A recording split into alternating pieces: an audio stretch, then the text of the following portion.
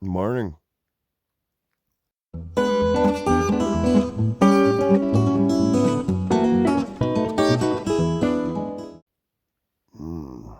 didn't sleep good. I was warm enough, but I did not put enough pine down. Oh, I am super crunchy. Back and neck and shoulders are all jacked up. Plus, I went to bed like so abnormally early. I was just tired. And so I woke up in the evening, was up for a few hours, got the fire going again. Some critters scattering around out here, so I was listening to that. I'm still in my sleeping bag. So I'm going to get up, get a fire going here. The sun's been up for about an hour. It's still pretty cold out.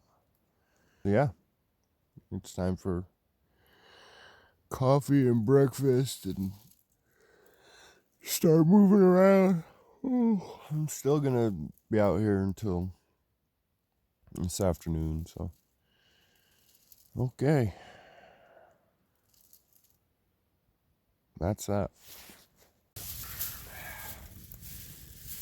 Woo. Got a fire going. I was cold. And it's not even that cold out. I was warm in the sleeping bag as soon as I got out. Chilly. I had to force myself. So I see that there's a tremendous amount of work to be done for this shelter to be used in the winter. So I've got a lot of options. I had a lot of ideas. When I woke up in the middle of last night, I was just kind of brainstorming on what's what.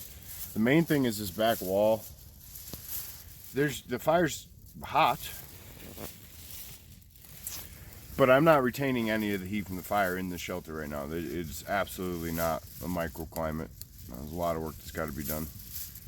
So I'm thinking about my options about that. I mean, I really wanted to do as much natural, besides the tarp on the roof, as much natural material as possible. But this wall may just need a tarp. I mean, and the pine. I mean, just the tarp, it keeps the air from blowing around, but it's not an insulator. So anyway, that's that. Let's see what we're having for breakfast. All right, breakfast is going to be pretty simple. We're going to have Trailtopia, which you guys know I like. This one's chocolate raspberry. I've had this one before, but somebody else ate it, so I haven't tried this one yet. It's all natural.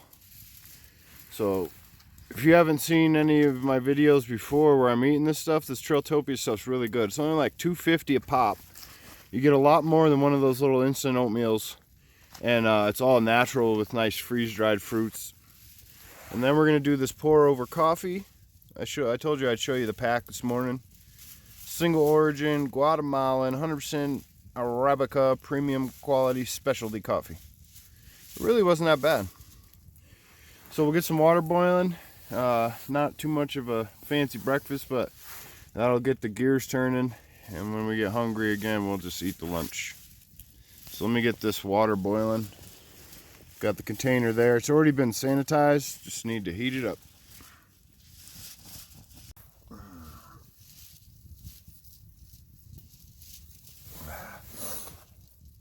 All right.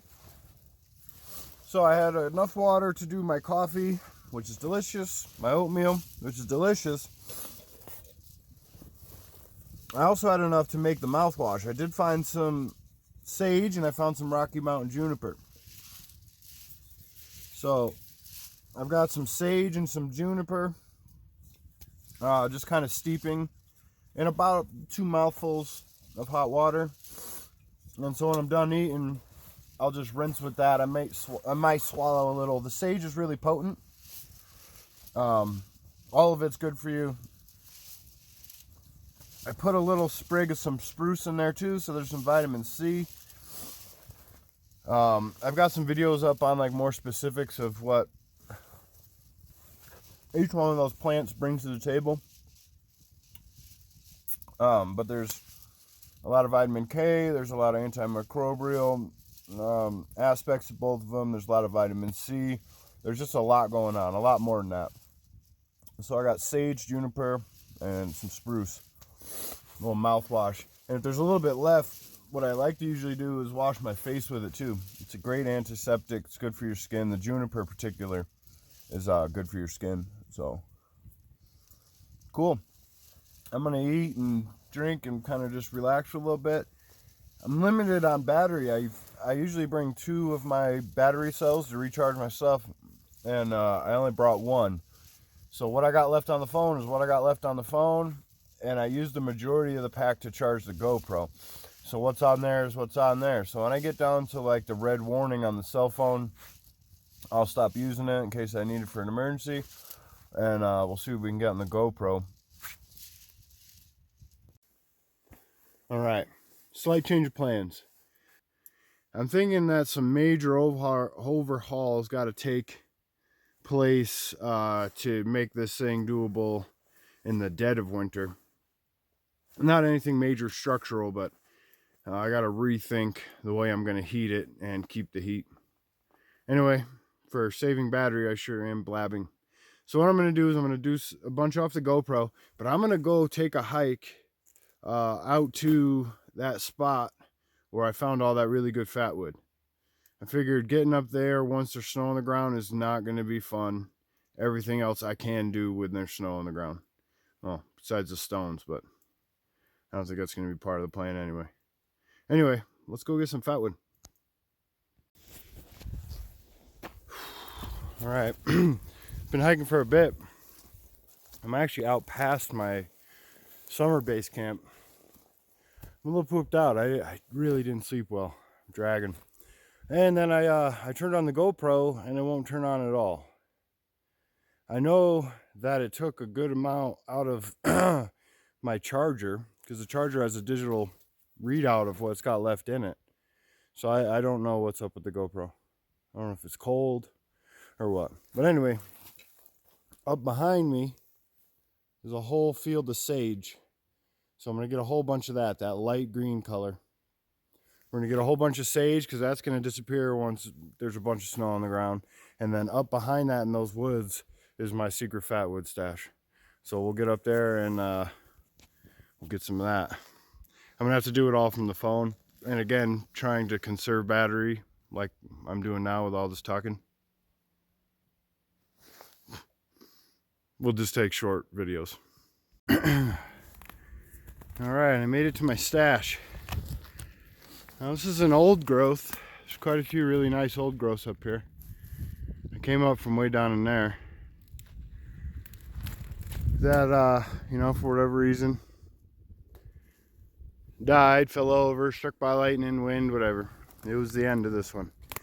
Now what's odd is that usually you're going to find fatwood in the knots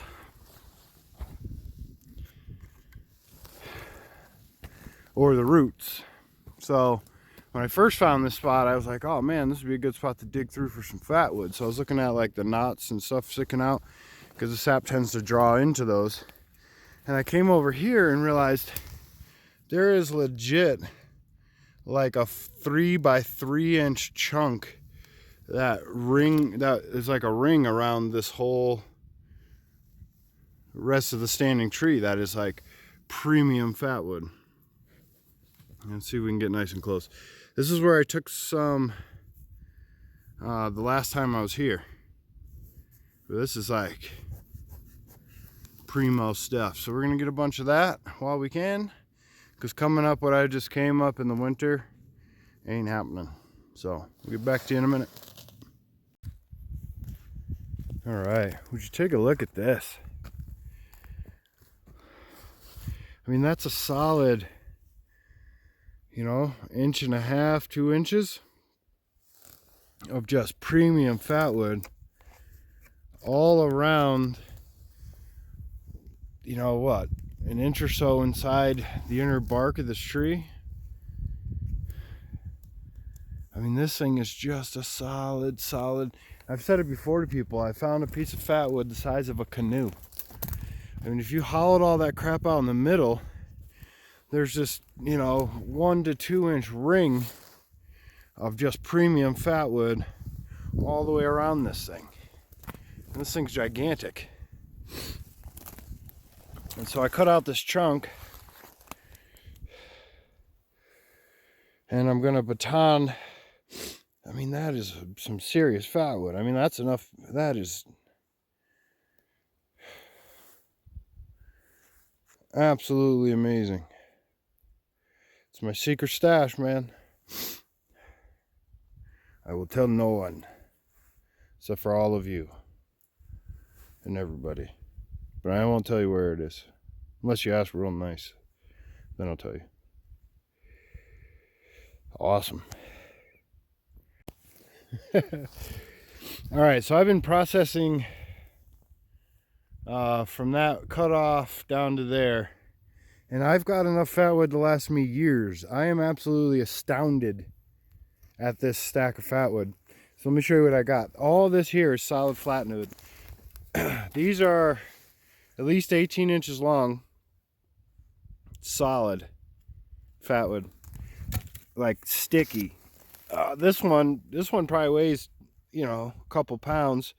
That's solid fatwood, almost the size of a 2x4.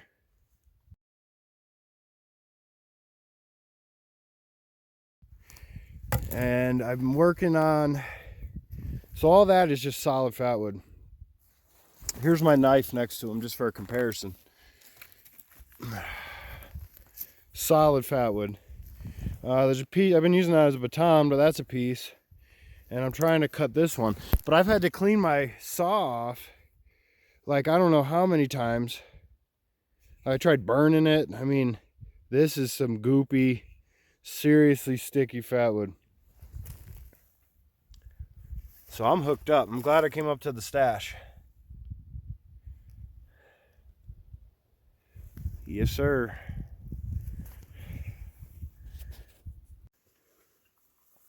All right, made it back to base camp. Cloudy out today, but I'm sweating a little just because that last push is just, it's a push. So what I'm gonna do is I've got maybe 2 hours before I have to be on my way to my extraction point. So I'm going to make a tea, grab a snack, clean up, drag some firewood into here, just like 8-foot, 10-foot bunks, just so they're not buried in the snow, and I'm going to call it a day. And I have just enough battery probably to do a goodbye video and make sure that I am good with my extraction. All right, I'll talk to you in a bit. All right, just about to pack it up, and it's snowing pretty good.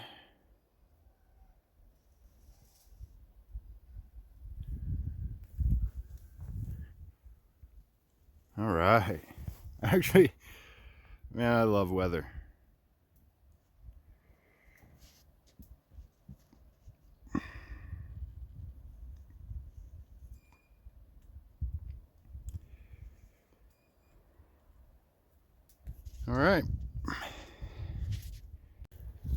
All right, so that's a good enough point for me. I'm gonna finish packing up my bag, start making my way to my extraction point. Thanks for watching. We'll see what we get out of all the editing. I'll have to check out what's going on with that GoPro, but I did get some good GoPro footage in the beginning. As always, I appreciate your views. If you haven't done it yet, you can check out Outdoor Life with Nick Laws on Facebook. It's a Facebook group, and there's usually stills and announcements and all that good stuff on there. So if you check that out, if it's something you like, please subscribe and hit that like button. Appreciate all that. To all my regular viewers, thanks for sticking it in there with me. I appreciate it. I'm pretty tired. I went for a good solid 10 hours, out of shape, extra heavy pack, and I didn't sleep real well. So I'm looking forward to like something unhealthy to eat, like a cheeseburger, and a hot bath and some pajamas. Anyway, thank you. God bless. I'm going to try to make it out of here before I get completely snowed in. And yeah, have a great day.